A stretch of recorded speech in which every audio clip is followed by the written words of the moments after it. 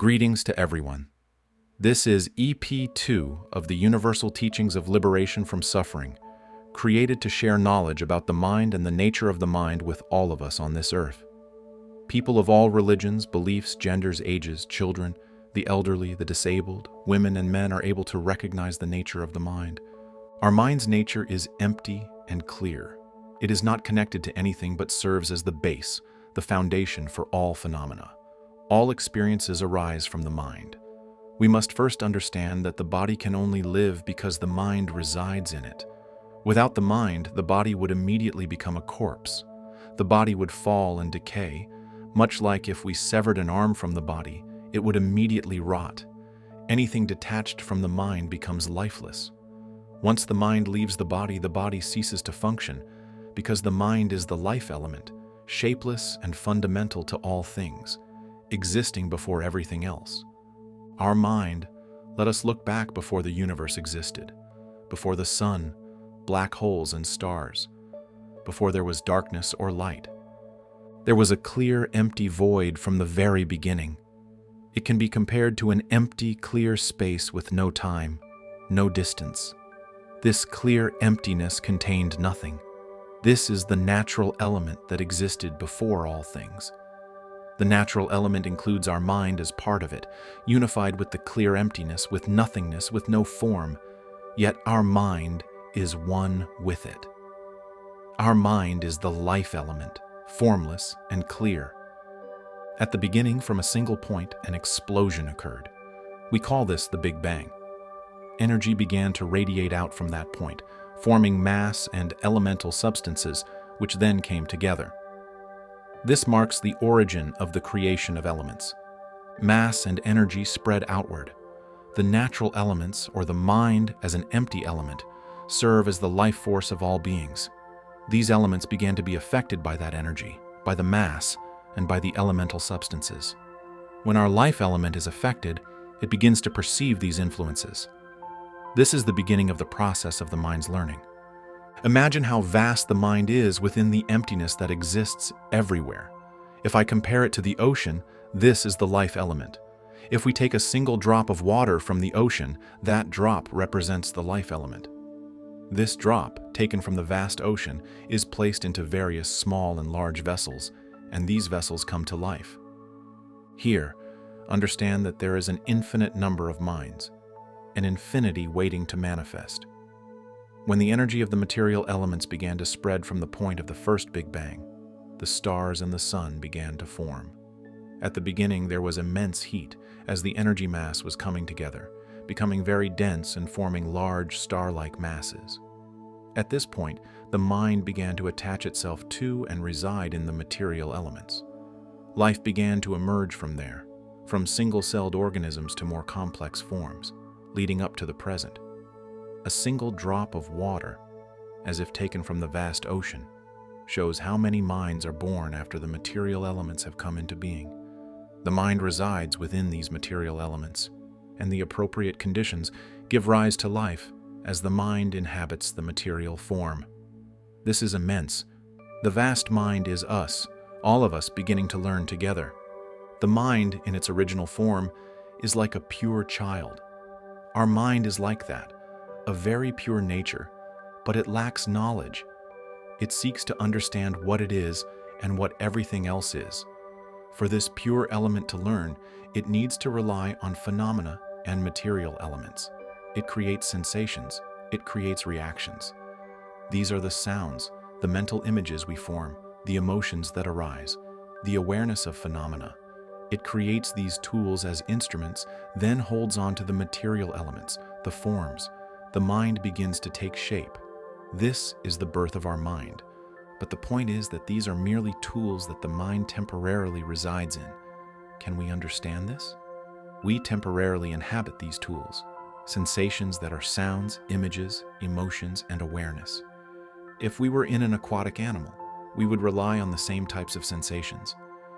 We would rely on perceptions that can be sensed through the eyes, through what can be seen, or through touch, according to the form designed to facilitate those perceptions. This is the ordinary nature of the mind that transforms, capable of perceiving phenomena, transforming according to the form it takes. When we take a single drop of water from the vast ocean, this drop, like many others, resides in a container. The container is alive. Now, one day, when the mind lets go of that form and abandons its own sensations, the sounds, images, emotions, and perceptions, it returns to the pure state. It becomes as it was, just the clear water again. If we return this drop of clear water to the ocean, it becomes one with the entire ocean. Do we understand that once this drop is returned to the ocean, we can no longer find the drop? It becomes one with the ocean. In essence, the one is in the all, and the all is in the one. Returning to the mind, which is the element of emptiness and clarity, it is like a life element that has no shape but has life. It is the purest form, the originating element, called the root element, creating sensations to serve as tools, then inhabiting a form. This is the nature of dwelling. It creates conditions that are sensations, to be used for transformation, to become sounds, images, emotions, and awareness. Like when I am speaking here, this is a sensation, this is a phenomenon, but it is not us. We are the mind, which is an empty, clear element, not connected to anything, but it relies on this condition to assign value to everything, to learn, and ultimately to understand what we truly are. This is the core, where we become lost in seeking various things, seeking material possessions, clinging to them, and causing harm to one another, fighting and destroying each other. We think of everything as ours, believing that everything belongs to us. However, in reality, nothing has ever belonged to us.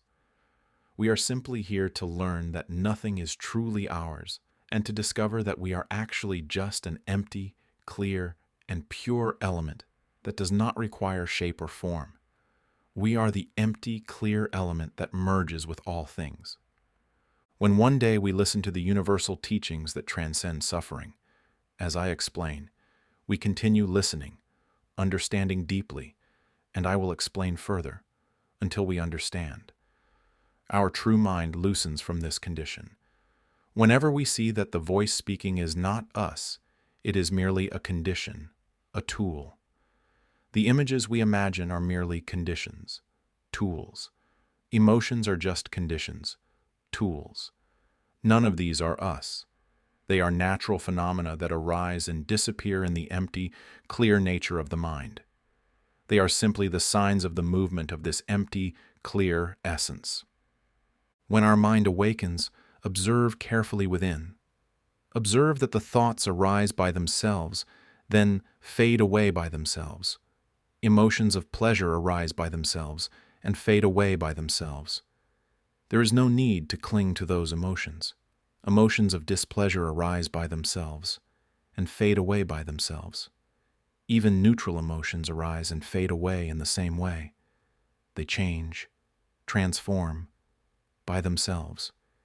Even the awareness of this moment, the awareness of the sound right now, observe carefully.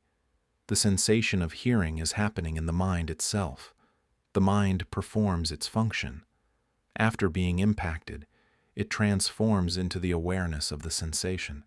The awareness arises through the eyes, ears, nose, tongue, and body as the mind performs the function of perceiving. Observe. We don't need to try. We hear sounds.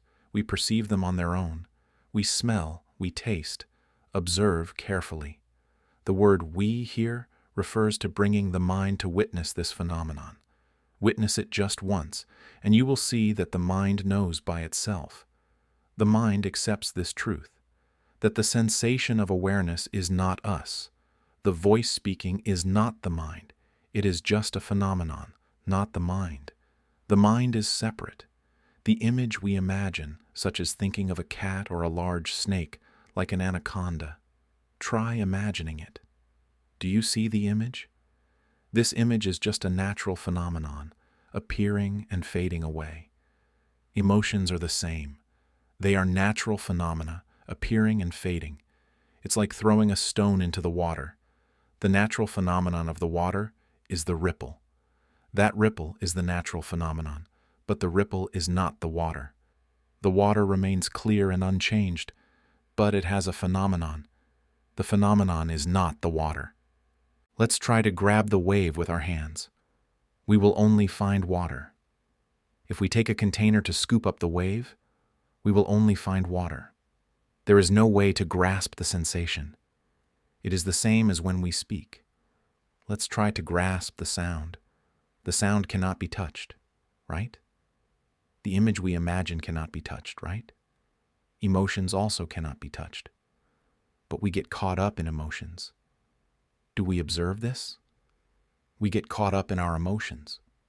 For example, when an emotion of suffering or dissatisfaction arises, we become immersed in it, and we suffer, we stress, we feel pain. Do we notice why we sink into this sensation? It is just a sensation, arising due to causes, like when we throw a stone into the water. The cause is the stone hitting the surface of the water, and the ripple will naturally arise. The ripple doesn't last forever. It appears and then dissolves. Whether it appears or disappears, it is just the sensation of the water. Our mind is like that. Our mind is an element of emptiness, clarity, and purity. This element is neither happy nor suffering. It transcends everything. It transcends this world because this world is the world of material and sensations.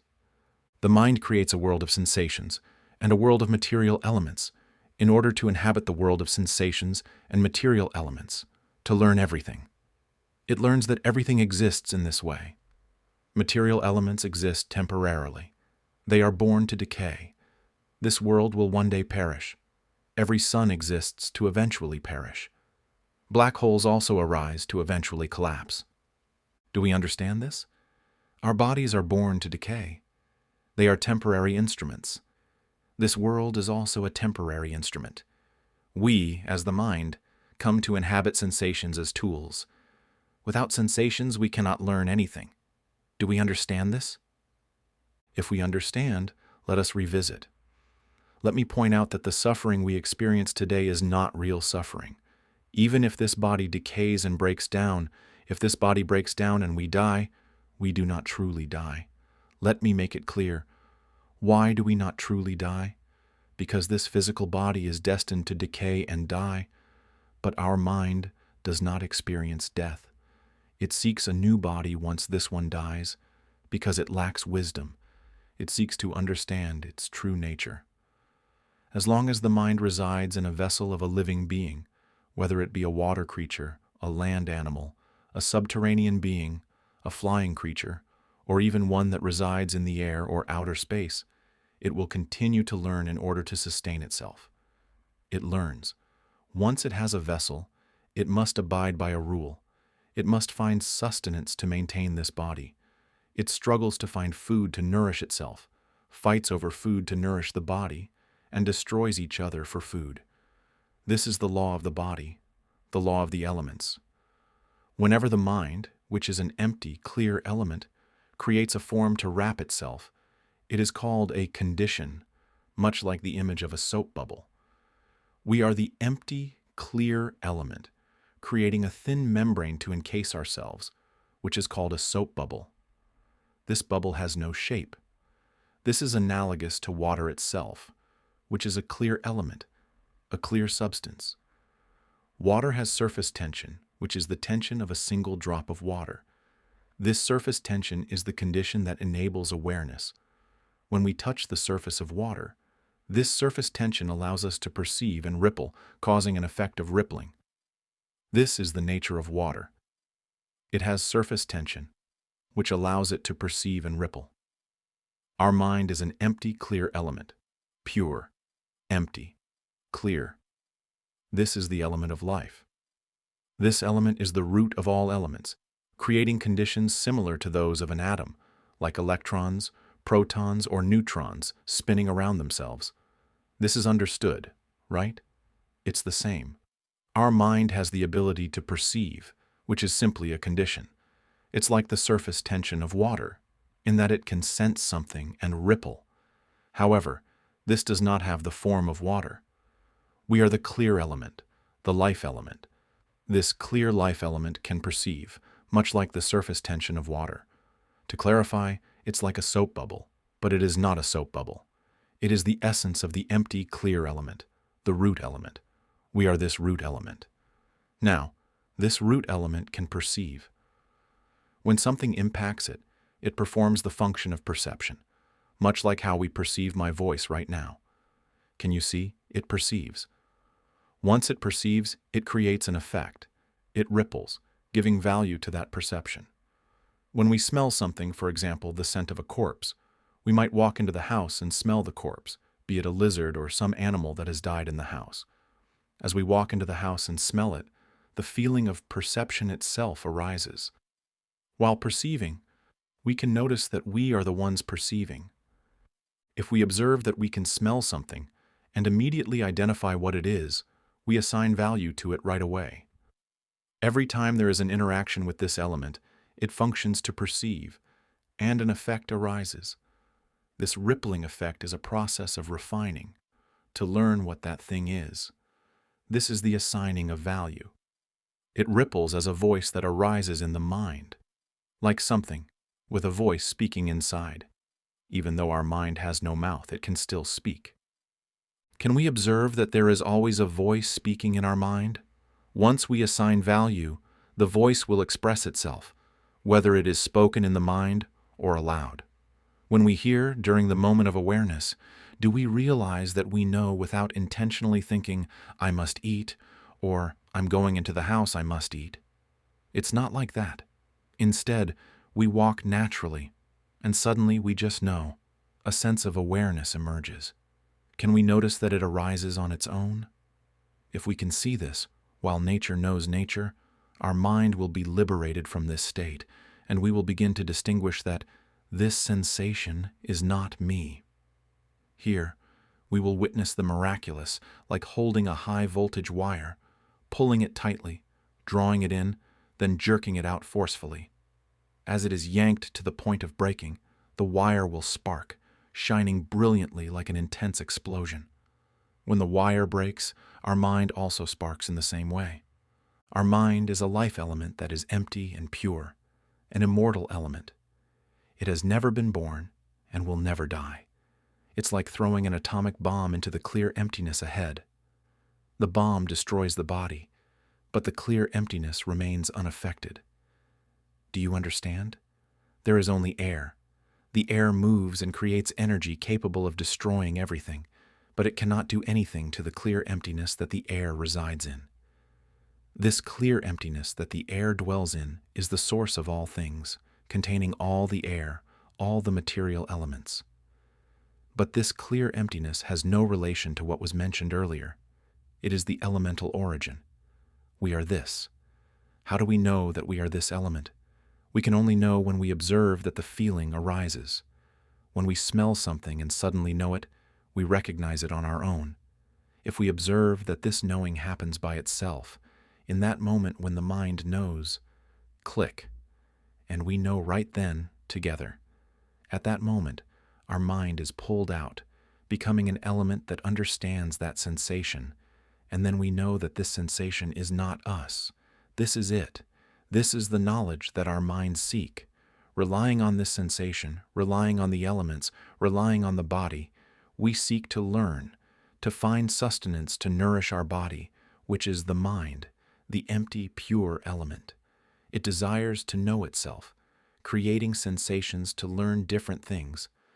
Once residing in the material elements, in the body, we then return to learning in order to nourish the body. We get confused and think that we are the body.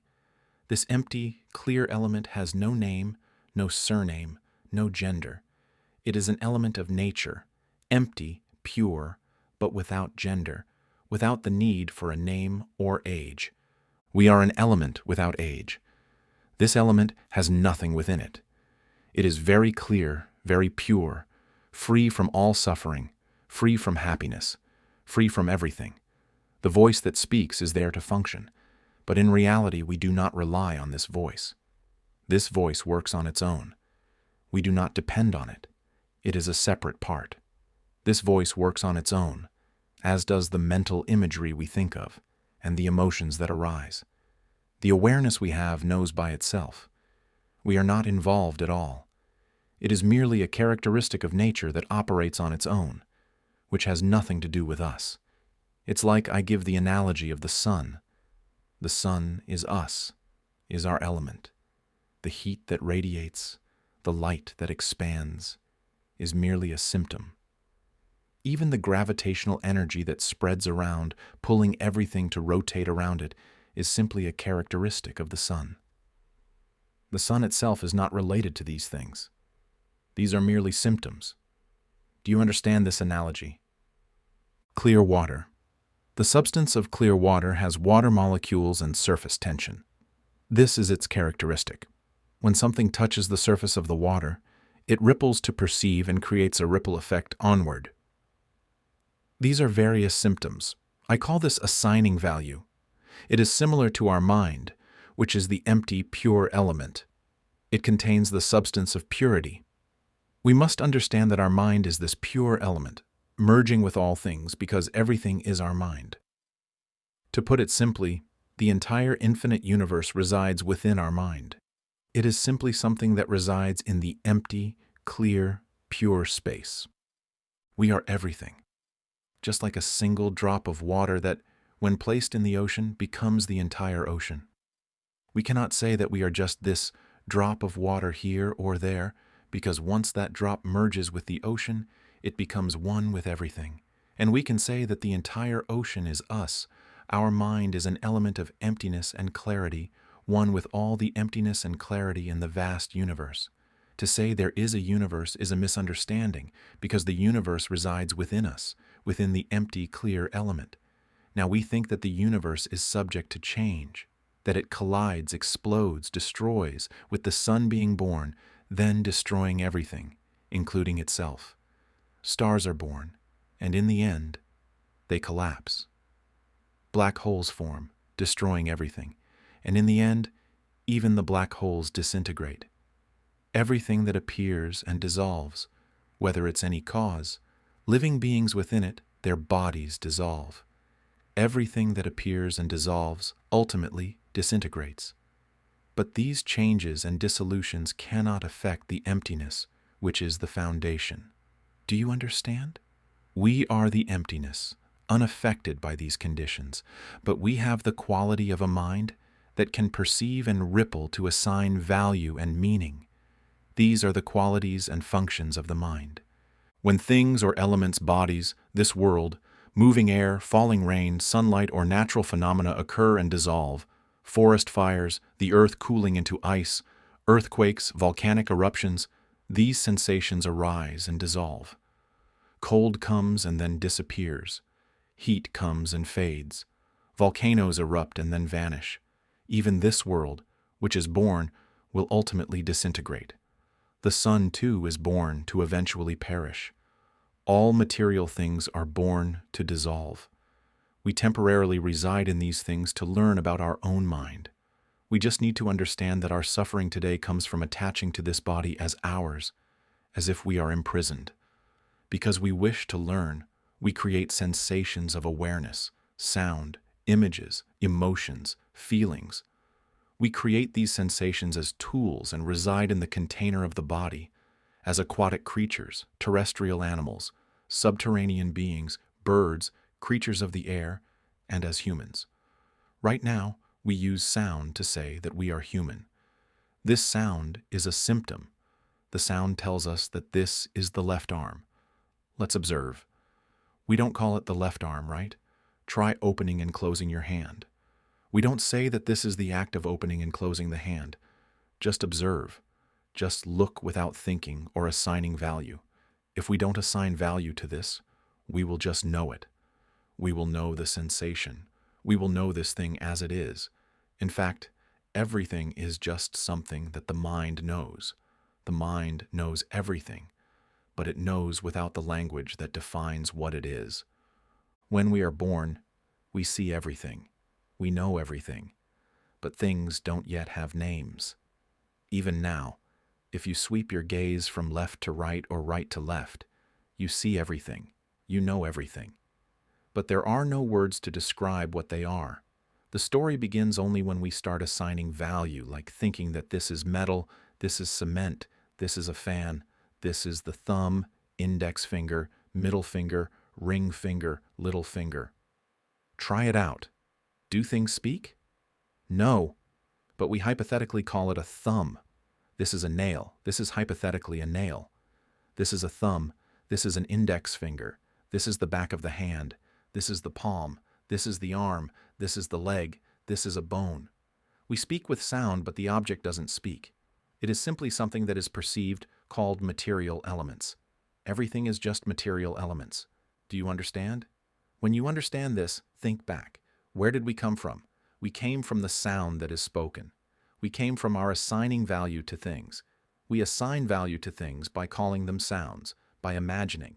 Imagine a giant anaconda or a massive whale. Try imagining it. These images are simply phenomena appearing in our mind, and the mind can recognize them. Our mind knows these things. It knows the sound. Try speaking in your mind. Try saying, 3 cats, a very big dolphin. When you speak in your mind, do you hear a sound in your mind? That sound is a phenomenon, but the mind knows it. The mind is aware of that sound.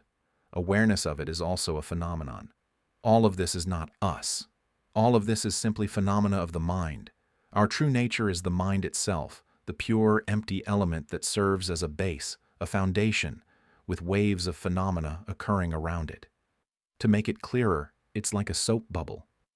We create a soap bubble, but in the beginning, we are the pure, empty, clear element, one with the emptiness of the universe. We are one with the emptiness, clear and pure. Now, when something manifests, material elements emerge from that emptiness. The first event is the Big Bang, right? Something begins to appear. Material elements and energy arise, and we are impacted by them, creating phenomena. We form a thin, clear membrane around ourselves, called a soap bubble. This is just a metaphor to make it clearer, but it's not literally this way. It's just a way to communicate the idea, because this knowledge transcends all things, transcends all dimensions. This element is the fundamental element, the timeless element. It doesn't come or go. It is the essence of emptiness, a single unified thing. Inside it, there is no time, no coming, no going, no birth, no death. There is no birth, no cessation. Our true nature is an immortal element, without birth or death. This element is neither dark nor light. It is an extremely pure element, clear and empty, so clear that it merges with everything. This element is so clear, and it needs nothing at all. It only needs understanding to know what it is. It needs to know what it is, that's all. This element cannot directly know everything. To know itself, it must create phenomena. A metaphor to make it clearer. It creates a soap bubble to surround itself, and it serves to perceive the phenomena that arise. When it perceives these phenomena, there is a wave of activity to assign value to them, to understand what they are. It wants to keep learning what they are. Our mind has the nature to create everything. Our mind is the origin of elements, the great cause, the creator of everything. Our mind is the creator of awareness, the creator of the sounds we speak in our mind. Try it out. Speak in your mind. 3 cats, it's so cold today, my name is Apple. Say it in your mind, and you will hear a voice inside, won't you? The mind knows that voice. Our mind is a pure element that serves to perceive its own phenomena. When there is a mental wave that says, 3 cats, it perceives that sound. And an image arises as well. Every time we say in our mind, 3 cats, we will see the image of 3 cats clearly. We know that the sound is present within, and we know that the image appears in the mind. This is the phenomenon created by our mind, like a mass of energy that spreads out, attaching and forming walls, like tiny wires that connect. If we imagine that we are the tiny CPU chip of a phone or computer, that chip has no wires, but it has a bus that connects to devices around it to perform various tasks, like converting to sound, processing data, and sending it out. Tiny wires connect to the integrated circuit, IC, to convert to sound, connect to the IC that displays images, connect to send energy, and manage the entire system. In the same way, our mind is a pure, empty element that perceives and learns everything by creating phenomena. It creates a thin, clear layer of material, like creating tiny threads of substance. These threads form a membrane and tissue that serves to perceive and respond to different phenomena. These threads and tissues are the phenomena created. When the mind detaches from these created phenomena, it is like pulling a high-voltage wire out of a system, causing an immediate explosion. Once it is separated, we will feel that we have broken free. We will realize that we can no longer connect with these phenomena. We will know that we are the pure element. These phenomena function on their own, and we will understand this. Those who grasp this will see the wonder of the mind. We will realize that we are formless, a natural element that knows everything. Our true nature knows everything. We will see the past entirely, know all things. When we have clarity and observe deeply within, we will know everything, but that knowledge is still a phenomenon. Try thinking about yesterday. What did we do? Think about when we were children. Think about the hardships in the past. What were the roads like? Try imagining it. Do you remember? This is remembering the past. We can recall things because we have the phenomena, the tools to remember those stories as much as we can. We could remember for hundreds or thousands of lifetimes, but it is simply a characteristic of our mind that can record stories. The amount we remember depends on the depth of our awareness. All of these phenomena are the phenomena of the mind. Whether we remember a lot or a little, it is merely a phenomenon, a characteristic of ours. Think back to the times before there were wires or electricity. The roads were dirt and gravel. If someone had sandals, they were considered wealthy. Traveling was very difficult. There were no cars or planes, just basic tools for survival. Try imagining those times. Can you see it? This is how the mind works. The images that appear are merely phenomena, created by the mind's memory. This memory doesn't arise from the brain, but from the mind itself, which can remember the past and create those images. The mind can recognize that in the past, things were like that. No cars, no electricity, walking barefoot. Sandals were very expensive, and those who had them were considered rich. Picture it. Life was very difficult back then, but people were happy. Life was simple, shared, not like today where everyone is competing to make money. Back then, everything we needed was available. Vegetables, farms. Life was simple and peaceful, and there was no exploitation. During that time, everyone still believed they were human. This is the nature of the mind that depends on created phenomena. We can think, hear voices in our mind, see images, and experience emotions based on what we think and remember. When we think of something pleasant, the emotion of happiness arises. But if we think of something unpleasant, the emotion of dissatisfaction arises. Can we grasp the voices and images in our mind? They appear and disappear, but what's interesting is that we don't disappear with them. We become attached to the emotion, continuing with it for 3 days or more, even though it originated from a thought or expectation that something didn't go as we imagined. For example, we may think, "My partner should never leave me." But then, one day, they do leave, and we start thinking, "Where did they go? Why did they leave me?" We sit and think about it, lying down, thinking that they left us. The emotion of dissatisfaction arises, and that emotion is a natural phenomenon. The voice is a natural phenomenon. The mental image is a natural phenomenon. The emotion is a natural phenomenon that functions with the mind's wave. Do you see? We create the phenomena of sound, images, and then emotions follow. All of these are phenomena, but we get caught up in it. We start believing that we are humans.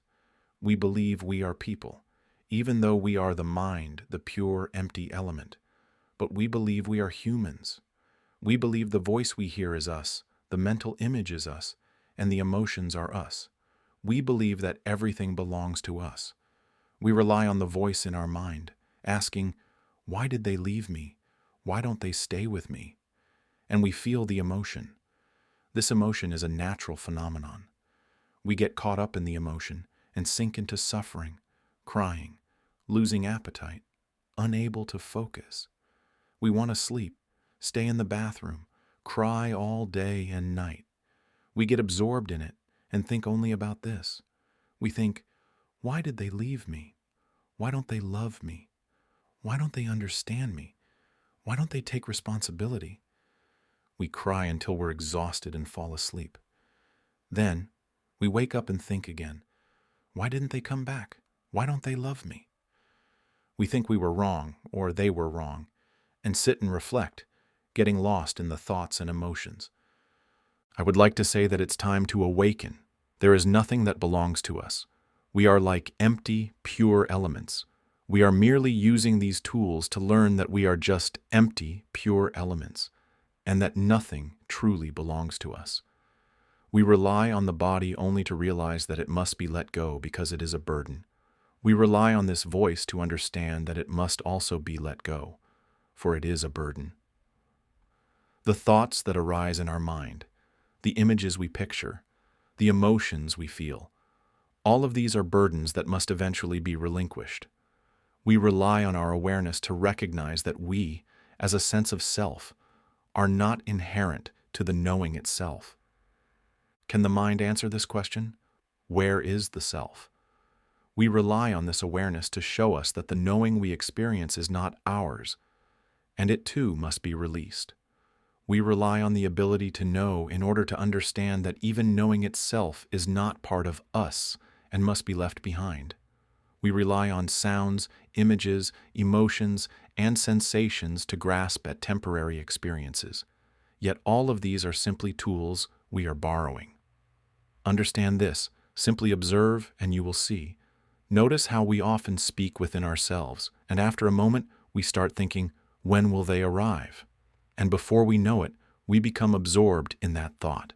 We are pure, empty elements. We have forgotten that we are this pure essence. We have become trapped in the world of fleeting forms, bound by the world of physical matter. Whenever we come to realize that this body is fleeting and will not last long, we begin to see the truth. This body will eventually decay and die, but the mind, which still lacks understanding of itself, will seek out a new form. Perhaps we ate an animal, and the mind will be reborn as that animal, only to be eaten again. Each mind is born to temporarily dwell in different forms in order to eventually let go and come to know its true nature. All beings in the world, every living creature, is simply a mind temporarily residing in various vessels. Right now, we are inhabiting a human body in a particular place at this specific moment, be it in Europe, Asia, or the Americas. We may be a sea creature, a land animal, a subterranean being, or one of the air. We may inhabit any form. All these forms we rely on are not us. Every individual mind borrows these forms, and we consume and destroy one another to sustain these bodies. We are imprisoned within these bodies, and we do everything to keep them alive, as though they will remain with us forever. Yet no matter how well we take care of this body, it will eventually decay. We do not gain anything from merely borrowing these forms. Instead of using this time to understand that we are pure essence, we get lost in striving to feed and sustain the body, only to ultimately die and lose it. We do not gain wisdom from being born into this body, and so we will be born again, only to repeat this struggle to sustain another form. If we were born as a fish, what would we learn? We would have no understanding of our true nature. But the human form is unique. It is the vessel that allows us to understand the mind. I am trying to show you that we suffer because we mistakenly cling to these bodies. We suffer because we mistakenly believe the sounds we hear, the images we think of, and the emotions we feel are part of us. But these are just manifestations of the mind, and we are not them. Notice, when we smell, when we taste, when we hear, when we touch, all of these are just impressions that arise within the mind. The body is merely a window, and through that window sensations come and go. The mind knows the sound, sees the image, tastes the flavor, and feels the touch. But all of these are just passing phenomena. They are tools of the mind. The mind will only be free from these if it awakens to the universal truth as I am explaining now.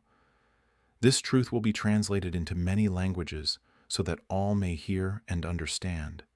We are caught in this endless cycle of birth and rebirth, bound in different forms, whether as a water creature, a land animal, or even a human being. Do you know? We are like prisoners, confined in various forms, whether coarse or subtle. We are trapped in the appearance of the body, constantly striving to sustain it. If the body is coarse, we must struggle to find food. If it is subtle, we struggle with emotions, seeking pleasant feelings while avoiding discomfort. But do you know? Both pleasant and unpleasant emotions are simply forms, like a coin with two sides. When we feel joy, we grasp at it, thinking, "I want more of this," forgetting that sorrow is just the other side of that same coin. Both are merely symptoms of the mind, not the self. We fall into the trap of wanting one and avoiding the other, not realizing that they are both fleeting. The moment we grasp joy, it vanishes, and then we are left with sorrow. Yet joy and sorrow are not us. They are merely mental states. We become trapped in this cycle, yet all we need to do is step back, observe, and see that these are simply movements of the mind. You may observe that the mind knows sound, image, taste, touch, pain, or pleasure, but none of these are us.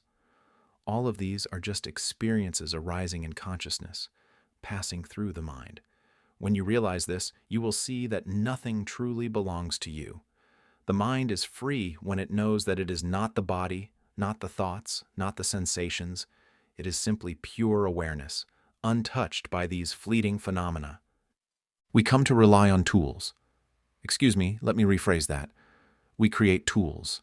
We create sound, images, emotions, and the sense of knowing. We create these as tools. We create them with the intention that they serve us, to be our interpreters. We rely on these interpreters, including the body, which is also merely a tool. But we, in essence, are pure elements. We come to temporarily rely on them, but once we do, we elevate them to become our masters. We end up being controlled by emotions, becoming small beings dominated by them. The voice controls us. Mental images control us. The sense of knowing controls us. Even the body becomes our master. We are ruled by the body, sound, images, emotions, and the sense of knowing, even though we created them to serve us as interpreters. But now we are slaves to this body. It's like creating money and then becoming a slave to it. From the moment we wake up until we sleep, we are slaves to money, struggling to earn it and worshiping it. We are slaves to this world. We created everything. We are the original elements. We created all phenomena and even the universe. All physical elements arose from pure, empty, clear elements. They emerged from our mind. Everything, all things arise from our mind. Understand this. But the problem is, after we create all of this, we become slaves to it. It's like creating money and then becoming a slave to money. We nearly worship money every day. We created language as a conceptual tool, but now we have become slaves to that conceptual language. Understand this?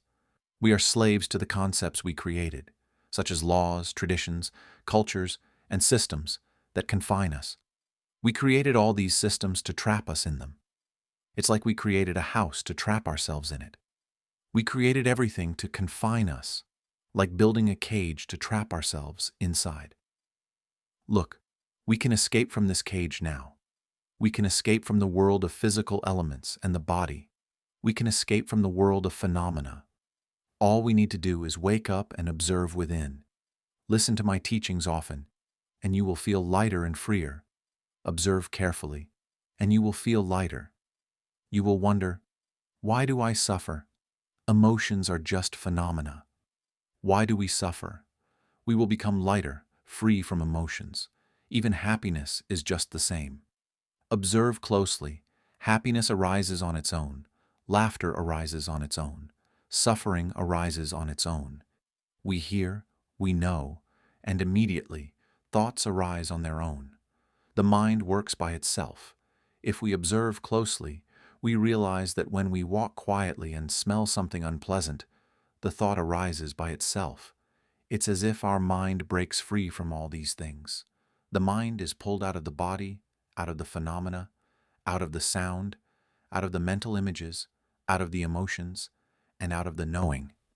It's like a thread we send out to create all these phenomena. Observe within. See the phenomena clearly. After listening repeatedly, you will understand. I tell you, if you have wisdom, in no more than 7 months, or if you have greater wisdom, in less than a month, or even a week, we will experience a breakthrough, a release, and we will feel lighter and brighter. Inside, our natural elements will become pure. We will sense it. We won't just feel it. We will become it, because we are that already. Do you understand? We are that element, but we got lost in the phenomena, lost in sound, in images, in emotions, in sensations. We became so accustomed to relying on them that we forgot our true essence. When we wake up, our pure element wakes up. We will observe and realize that these phenomena are not us, and then we will break free. Continue understanding until we reach the heart of understanding, until our pure elements fully accept it. Then we will release. Observe as we release, we will feel lighter. The more we listen, the lighter we will feel. We will feel lighter and freer, and eventually, while walking, we may hear something. Ah, we hear it. We will break free. We will be pulled out of it. And we might fall and cry, thinking, why is this so magnificent? It is the realization that nothing is truly us. There is nothing, but it is magnificent. It's like when we sleep and dream, but the dream is not real. We believe everything in the dream is real, but once we wake up, we realize it was all just a dream.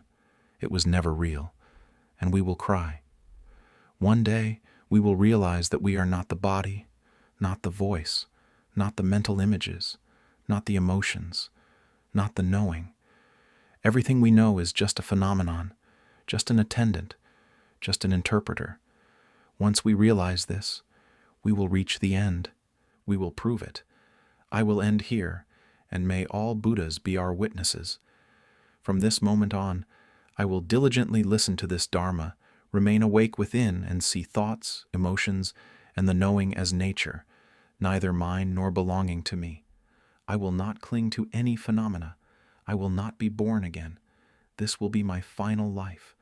Once I attain enlightenment, I will teach others to awaken within and not cling to thoughts, emotions, or sensations. I will bow in honor of the Buddha until my last breath.